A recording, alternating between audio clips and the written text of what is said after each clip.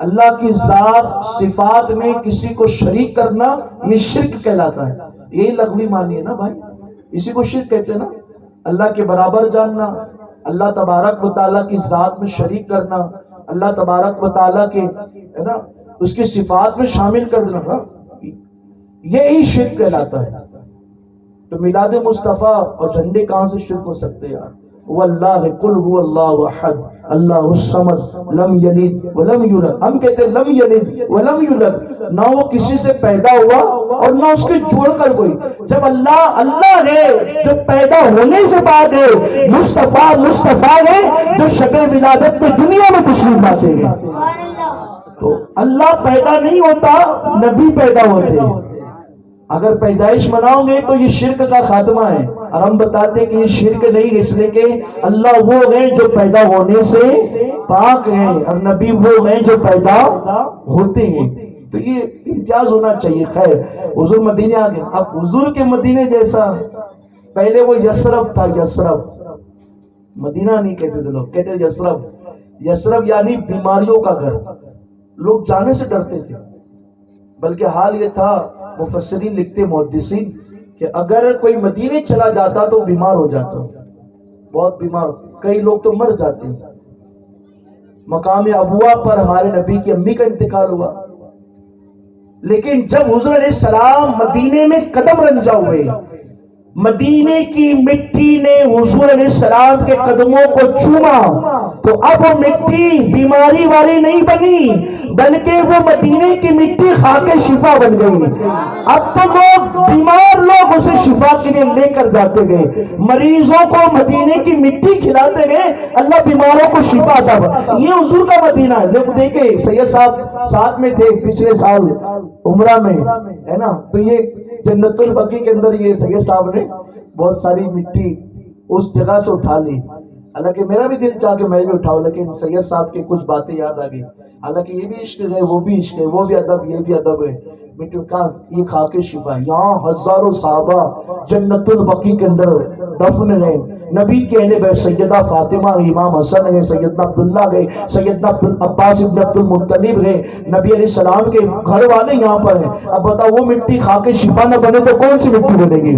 سید صاحب نے فوراً اٹھا لیا, رکھ لیا, کہ یہ لے کے جاؤں گا میں انڈیا کے اندر, اپنے گھر لے کر جاؤں گا. میں نے بھی اٹھایا لیکن چھوڑ دیا, نہیں لے جانی. تو کچھ باتیں یاد لگی تھی, میں یہاں پر وہ باتیں نہیں بتاؤں گا آپ کو, تو چھوڑ دیے. دیکھا کے شفا, اتنے ہزاروں صحابہ, 10,000 صحابہ. عثمان غنی وہیں پر مدفون ہیں, بڑے بڑے صحابہ وہاں پر مدفون ہیں. وہ مٹی مدینے کی وہ کھا کے شفا بنی. اور کیوں نہ بنے یار, میرے نبی علیہ السلام کی مسجد میں ایک جگہ ہے جس کو جنت کی کیاری کہتے ہیں, ریاض الجنہ. کیا کہتے ہیں, کیا کہتے ہیں بولو؟ سب مانتے, ہم بھی مانتے ہیں, وہ بھی مانتے ہیں سب, اور لائن لگا کر کھڑے رہتے ہیں, گھنٹوں گھنٹوں نمبر نہیں آتا ہے. جب سے قانون چینج ہوا ہے تو دیکھ دیکھ کے اندر لیتے ہیں, پھر آدھے گھنٹے میں باہر نکال دیتے ہیں. لوگ قطار بنا کے کھڑے, کہاں جنت کی کیاری میں جانا ہے. جنت, ارے کیا زمین پر بھی جنت ہے؟ کیا زمین پر بھی جنت ہے؟ ہاں ہاں جنت ہے, اس لیے کہ میرے نبی نے جسے جنت کا ٹکڑا کہا وہ یقیناً جنت کا ٹکڑا بن گیا.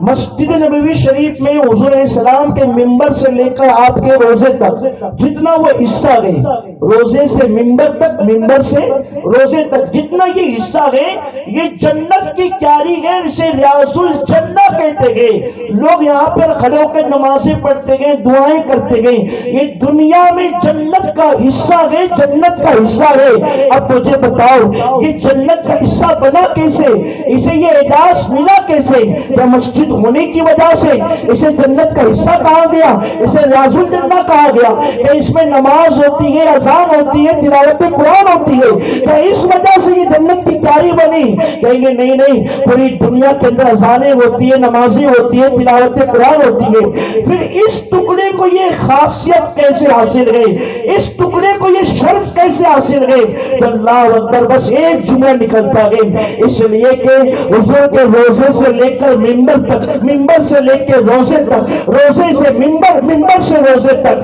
حضور علیہ السلام کا آنا جانا، آنا جانا، بار بار حضور حجرے سے نکلتے گئے، ممبر پر آ کر کھڑے ہو کر نماز پڑھاتے گئے، پھر اپنے حجرے میں جاتے گئے، پھر ظہر کے لیے آتے گئے، نماز پڑھاتے گئے، پھر حجرے میں جاتے گئے۔ دین میں 5 مرتبہ نبی حجرے سے ممبر تک، ممبر سے حجرے تک نبی کا آنا جانا، مدینے، پورے مدینے کے اندر اتنے قدم زمین پر حضور کے کہیں نہیں لگے جتنے قدم ریاض الجنہ کے اندر لگے۔ تو لوگوں نے کہہ دیا، بلکہ یقین ہے کہ جہاں حضور کے قدم لگے گئے وہی ریاض الجنہ ہے، وہی جنت کی کیاری ہے۔ ارے نبی کے قدم جہاں لگ جائے وہ جنت کی کیاری بن جائے۔ اب میرے آقا علیہ السلام کے قدموں کی شان کیا ہوگی یار، پھر حضور کی ذات کا عالم، قدم لگ جائے تو جنت کی۔ یہ حضور کا مدینہ بہت پیارا مدینہ، بلکہ شہروں میں سب سے افضل شہر حضور کا مدینہ ہے، حتیٰ کہ لوح و قلم سے افضل، اللہ کے عرش سے افضل، کرسی سے افضل، کائنات میں جتنی چیز ہے، آپ خانہ کعبہ سے افضل، شہر مکہ سے افضل شہر مدینہ ہے۔ اور یہ کوئی میری محبت کا غلو نہیں جو میں کہہ رہا ہوں، یہ حقیقت ہے اور اسے علماء نے لکھا ہے۔ سب سے افضل مدینہ، اور خاص کر وہ جگہ جہاں ہمارے نبی آرام کرتے ہیں، وہ زمین کا ٹکڑا جہاں نبی کا جسم مبارک لگا ہوا ہے۔ لوگ کہتے 12 تاریخ کو نبی کی وفات منانی چاہیے، تم میلاد مناتے ہو۔ ہم کہیں وفات تمہیں مبارک، اس لیے کہ تمہارا نبی مر گیا اور ہمارا نبی کل بھی زندہ تھا اور آج بھی زندہ ہے اور قیامت تک زندہ رہے گا۔ تو زندہ ہے واللہ، تو زندہ ہے واللہ، میری چشم عالم سے۔ اب ہاں کہتے وہی تاریخ ہے، وہی مہینہ ہے، وہی دین ہے، نبی علیہ السلام نے وصال کیا، تو تم نبی کا وصال کیوں نہ؟ نہیں، ہم وصال والے نہیں ہیں، ہم زندہ نبی کے ماننے والے زندہ قوم ہیں، اور کوئی یہ محبت میں گلو نہیں ہے۔ میں بہت تفصیل کے اندر نہ جاتے ہوئے یہاں پر ایک بات عرض کرتا ہوں۔ جب نبی بیمار ہوئے، توجہ آپ کی ہے، میلاد سنا ہے، ذرا وصال سن لیں۔ حضور کا میلاد سید صاحب سے سنا نا، تو اس موقع پر میں نبی کا وصال سنا دوں تمہیں کہ نبی کا آنا بھی بے مثال ہے، نبی کا دنیا سے جانا بھی بے مثال ہے۔ نبی بھی آتے شان سے گئے اور جاتے بھی شان سے گئے، اپنی مرضی کے مطابق، ہاں اپنی مرضی کے مطابق۔ جب سفر کے مہینے میں آقا علیہ السلام علیل سے علیل ہوئے، شدت بخار جسم پر چڑھا، سیدہ عائشہ کہتی ہے کہ ہم ایک نہیں 7 کمبل حضور کے جسم پہ ڈال دیتے تھے، لیکن پھر بھی ان کمبلوں کے باہر جسم کی حرارت معلوم ہوتی تھی، اتنا شدید بخار تھا۔ اللہ کے نبی علیہ السلام کے سرہانے ایک پانی کا پیالہ رکھا ہوا تھا، اللہ کے نبی علیہ السلام اس پانی کے پیالے میں اپنا ہاتھ رکھتے اور اس کے بعد اپنی پیشانی پہ رکھتے، اپنے چہرے پہ پانی لگاتے اور فرماتے سکرات الحق، سکرات الحق، سکرات الحق، یہ حق ہے، یہ حق ہے۔ اس کے بعد اللہ کے نبی علیہ السلام کے حضور جبرائیل آئے، آقا علیہ السلام کے حضور سلام پیش کیا، نبی رحمت نے فرمایا جبرائیل کیا جیسے سکرات مجھ پر گئے، کیا ایسی سکرات میری پوری امت پہ ڈالی جائیں گی؟ جبرائیل عرض کرتے نہیں یا رسول اللہ، مثال دے کر عرض کیا آقا، آپ پر سکرات ایک انگلی کے پورے کے برابر ڈالی گئی۔ کتنی؟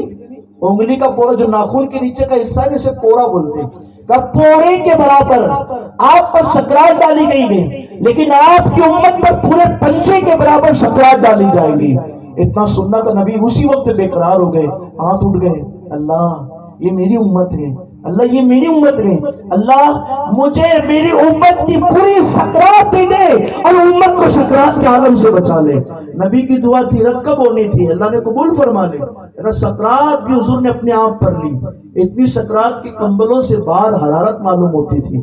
اب گھر کے اندر اہل بیت نبوہ موجود ہیں، نبی کے گھر والے، سیدہ فاطمہ مولا علی، سیدنا عباس ابن عبد المطلب، عبداللہ ابن عباس اور امام حسن امام حسین، یہ گھر کے اندر موجود ہیں، باقی سب باہر، دروازہ لگا ہے۔ کچھ ہی دیر میں دستک ہوئی، سیدہ